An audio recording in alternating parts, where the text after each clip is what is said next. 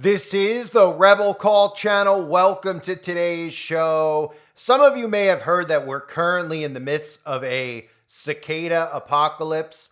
I know a lot of people out there have been talking about it in regards to biblical prophecy, but I want to talk about it in regards to how it's being covered in the mainstream media. And of course, we cannot forget the fact that Billy Gates and all of these psychopaths have been breeding insects and then unleashing them on the public. People out there don't even realize that they've been sending mosquitoes, which of course bite humans, and they could transmit from the mosquito into a human's body certain somethings that they want inside of people's bodies, but they're unleashing insects on our society. For people that don't know, if you've ever wondered about ticks and Lyme's disease, that was all government created at a place called Plum Island. I've covered it a lot of times. I'll go into more detail in this video about the cicada apocalypse. I also, just before that, want to let everybody out there know that I have another channel called the Wake Up Call channel, and I'm uploading new videos over there. I have one up that not many people have seen in regards to Star Wars Day and how Apple is working with the government to promote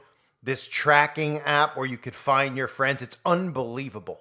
It's truly unbelievable how they are working the minds of these sheeple. But again, when you have adults behaving like children, adults playing dress up at 40 and 50 years old and going to these events, this is how the government has gained control over the mind. So that video and that channel are linked below. Make sure you check it out and you subscribe to it now. I'm uploading new content over there. This channel is always ready to be deleted at any moment in time, and it's coming very soon. So make sure you sub to that channel now if you haven't yet. It's really important. I also have my video up over on that new bill that got passed, which will lead to the Bible being banned. So definitely subscribe now. So back to the cicadas. If you haven't heard about the cicada apocalypse, let me start by showing you how the mainstream media is covering. And of course, they want you to think it's normal for all these cicadas to just, terrorize the United States of America. And they tell you that it's not really a bad thing. They say this happens all the time. They say it's not bad for humans, so don't worry about it. And of course, they're pushing other things that I'll cover after you see the video clip. But if you're not aware, this is the cicada apocalypse. It's set to be the biggest invasion in hundreds of years. Not millions, not billions, but likely trillions of these pesky, incredibly loud cicadas. And right here in Georgia, the invasion has begun. It is shocking to see this many. And they're already coming out in South Carolina, where they're taking over Sarah Weinberg's backyard. Did you think it was going to be this bad? No. I really wasn't prepared because I've never seen this before. Yeah. This is my first invasion. Okay. They moved in, and they have stayed. Stayed mostly under her gazebo, clinging onto every corner and crevice. They think this is a safe spot. It's already getting so loud in Newberry County, people are calling the sheriff to complain. We had a leap year, we had an eclipse, now we've got cicadas everywhere. Why so many this year? One set of cicadas comes out every 17 years, another every 13 years. This year, there's an emergence of both broods. That hasn't happened since 1803. They're coming out from Alabama to Missouri, and where they may overlap the most, Illinois.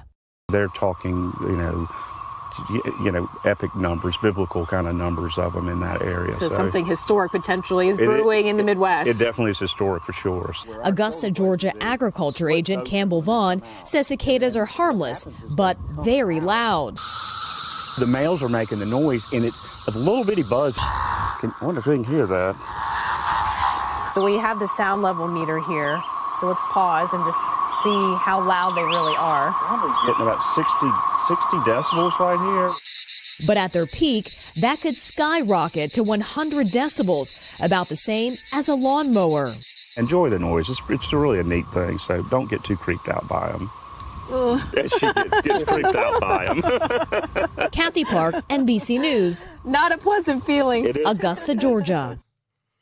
So yes, we have a cicada apocalypse. They want to condition you into thinking that it's normal. Some people out there think that it's biblical, but when you read between the lines, there's a lot of things going on here with the cicada apocalypse. Of course, one of the things that we've seen, which is frightening about the cicada apocalypse, is the mainstream media is saying things like this. Time Magazine, Scientific America. Cicadas are basically safe for you and your dog to eat. Can you eat cicadas? Asked Time Magazine. No need to wait for cicadas. You can eat bugs in Chicago right now. So we have article after article after article out there, if you do a search on what's going on with the cicadas, about, hey, this is a cicada apocalypse. Why don't you take the time while, you're low on cash and low on money to go and eat the cicadas, right? And I'll get into more detail about this in a second. The other thing to note about the cicadas, like I said earlier, is the fact that the government is using and creating these things to destroy crops. Now, some of you might not look at cicadas as really, really bad for crops, but they actually are. They feed off of trees, right? So at the same time they're feeding off of trees, let's keep in mind that the government is talking about carbon vacuums to take the carbon out of the air instead of doing the obvious, which would be to plant trees. Now, I'm not saying that releasing cicadas is going to cause us all to suffocate and it's going to kill off a lot of trees, but it will kill some trees that are growing crops. And of course, we know that they don't want us growing crops. Now, I mentioned earlier about Plum Island. It's important to note, if you don't know about Plum Island, over on the website, I have a lot of stuff on Plum Island, which they moved to the center of the United States of America. This research facility is really a facility. What they're doing is not researching anything.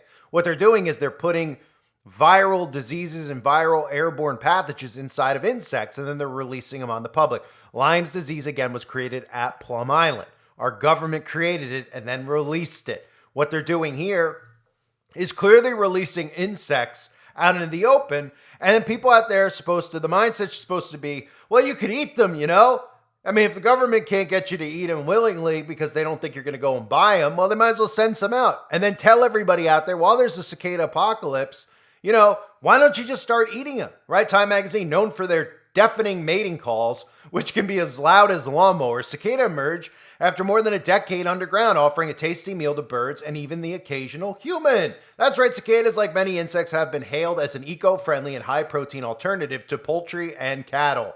They're low in cholesterol, crunchy, and carry has what has been described as a nutty flavor and shrimp-like quality. Restaurants have featured the bugs in experimental menus, while several cookbooks have even published dedicated recipes involving cicadas. So it says they teach you in this Time article. Step 1, how to catch a cicada. They teach you step by step what to do. Step 2, how to clean the cicada. And step 3, how to cook the cicada. So never before in human history have we really experienced the dumbing down of humanity like we are now, right?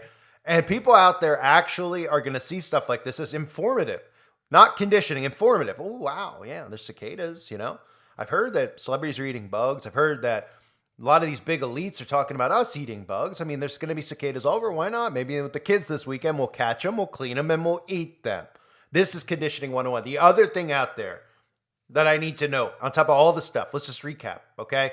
They're telling you to eat the cicadas. No one's suspicious about the cicadas, and I get it. Cicadas come back out, okay? But they're unleashing cicadas. They're unleashing a lot of harmful insects on a daily basis, but don't forget about those GMO mosquitoes as well. And these things are eating trees. So if you're growing apples and things like that, the cicadas are harmful, even though they won't tell you that, okay? The other thing is this.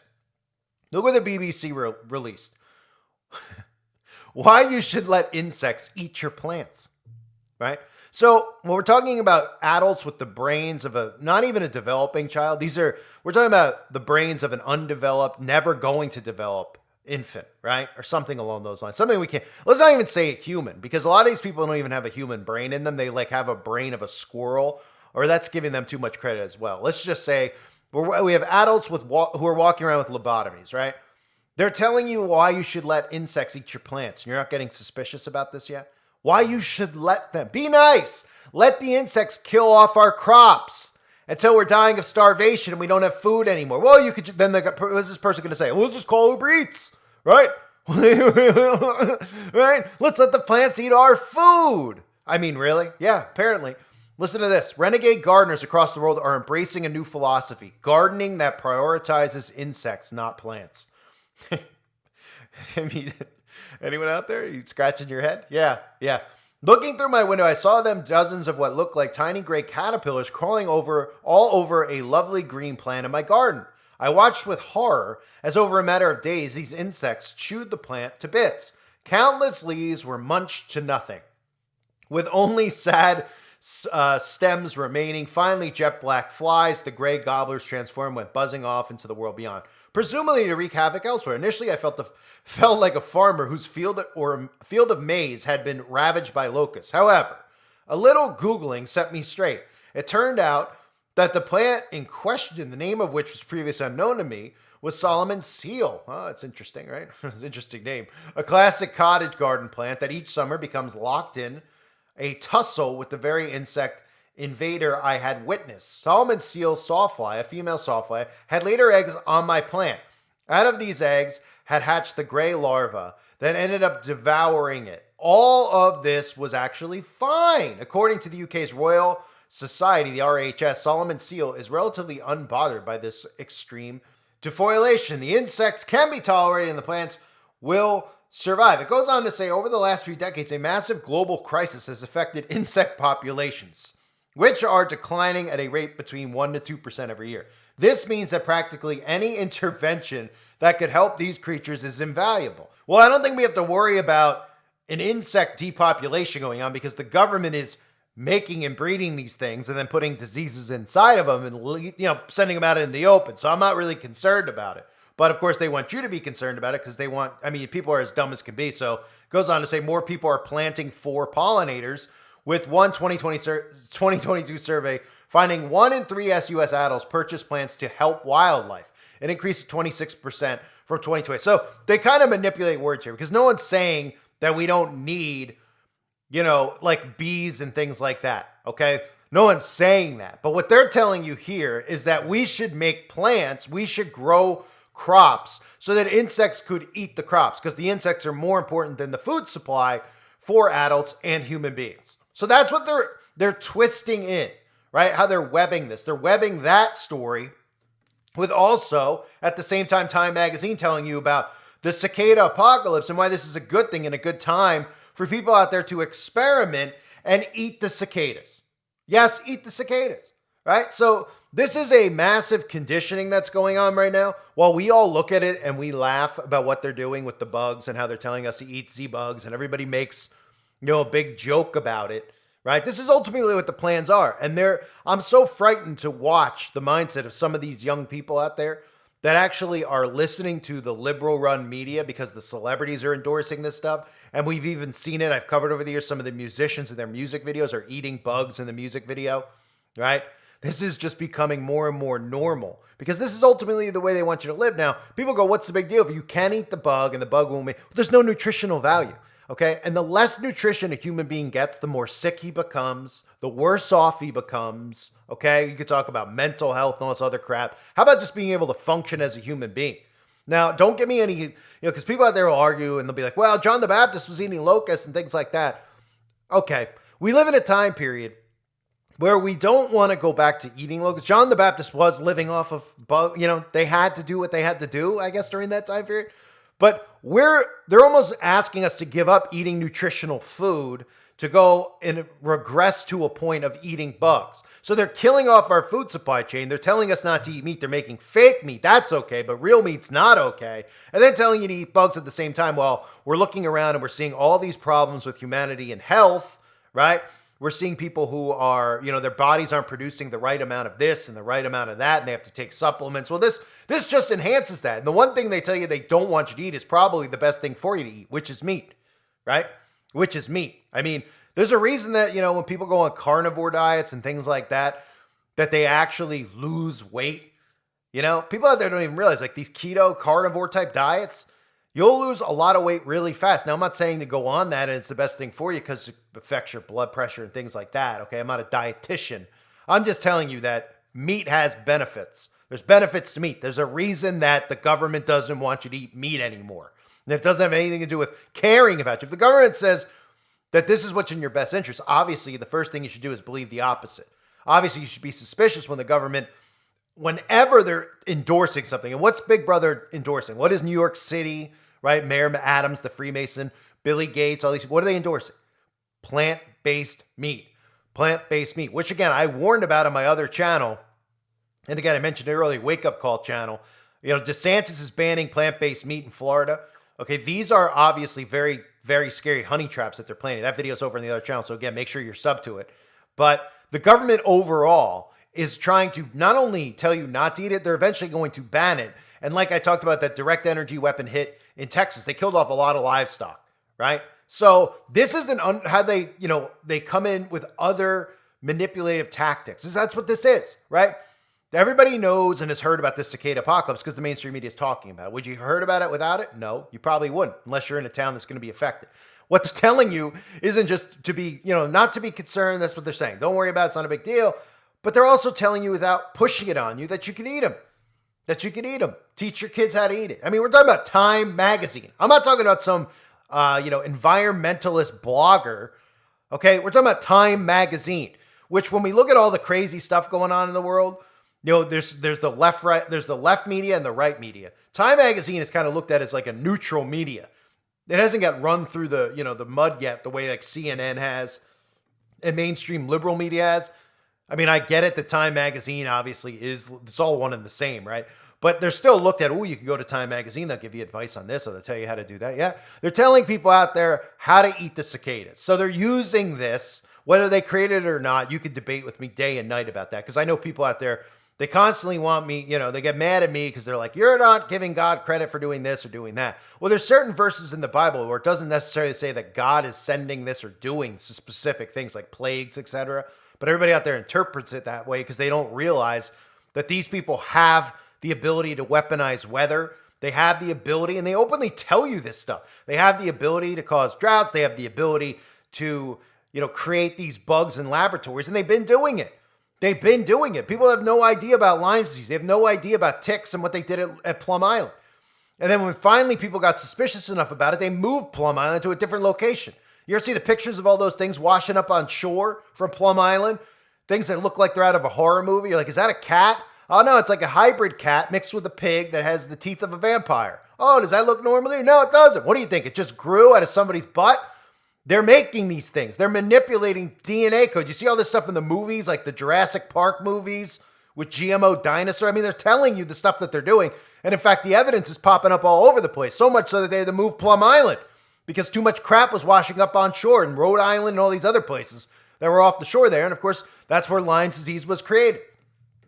So it wouldn't be a surprise to me if they caused this cicada apocalypse they feast off of trees. Right? And I'm not going to say that, the cicada apocalypse is going to cause us to all... I'm not saying that. But what I'm saying is, look, even an opportunity like this, whether it's naturally occurring or not, the media is taking it, the globalist government is taking it as a chance to condition you into eating the bugs. And then, in fact, on top of that, telling you in the BBC straight out, why don't you grow plants for insects? Right? And that's not a new notion. Right? I get it that people, you want to breed bees. Okay, sure. Pollination. Yeah, I get it. Okay, I'm not stupid. However, you're conditioning people out there instead of planting their own food in their backyard to be more concerned about the insects. That's what they're telling you. They're saying, hey, what, are you planning on growing tomatoes in your yard? Why do that? Why don't you grow something for the insects to feast on? They're endangered species. Oh, the poor insects. This is how stupid people are. They don't even realize it. They're telling you that it's in the name of science. And they're like, it's in the name of science. It's in the name of science to wear a mask around the clock. All these things that is not in the name or are not in the name of science. But of course, we know what science really means. It has nothing to do with science. It has everything to do with conditioning you into enslavement and accepting all the insanity that they want to control your day-to-day life. So I had to cover the story about the cicadas. Again, if you haven't subscribed to the Wake Up Call channel, it's linked below. Definitely check out that video that I talked about on Star Wars. The DeSantis video is up over there as well about the lab-grown meat ban in Florida, which everyone needs to know about. Because I talk about the herding in states, the red states and the blue states. Tennessee, Florida, Texas emerging as big red states that they're going to use a lot of tactics like this to lure conservatives in and then be sitting ducks for weaponized weather as well as direct energy weapons. So those videos are up over there, as well as what I talked about earlier with the Bible ban that's coming. This new bill they just passed is all about that. So don't go over there now if you haven't and check it out. I thank you guys again for being here. Hope you're all doing well. God bless you as always and your families.